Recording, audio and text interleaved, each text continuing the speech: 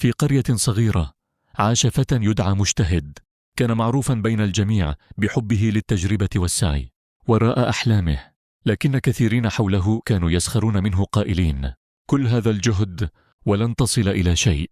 لم يكن مجتهد يرد على أحد، بل كان يؤمن بأن الطريق الصعب هو الذي يصنع الإنسان القوي. كان حلمه أن يصنع آلة تساعد أهل القرية على سحب الماء من البئر بسهولة، لأنهم كانوا يتعبون أنفسهم يوميا في رفع الدلاء الثقيلة. بدأ مجتهد بتجميع الخشب والحبال والقطع القديمة، وراح يعمل ليلا ونهارا، يفشل مرة ويفشل الثانية ويعيد من جديد. في أحد الأيام وبعد أسابيع من العمل انهارت آلته أمام الجميع. ضحك بعض أهل القرية وقالوا: كفاك أحلاما يا مجتهد. شعر للحظة بالحزن، لكنه تذكر شيئا علمه إياه والده: من يسقط 10 مرات يكسر المستحيل في المرة 11. عاد مجتهد للعمل، أصلح أخطاءه، طور فكرته، وأضاف آليات جديدة.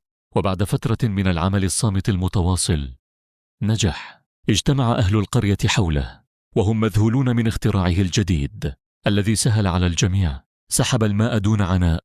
فهموا حينها أن السخرية لا تطفئ نور الطموح، بل تزيده اشتعالا. ليس المهم كم مرة تفشل، المهم أن تنهض كل مرة وأنت أكثر خبرة وإصرارا.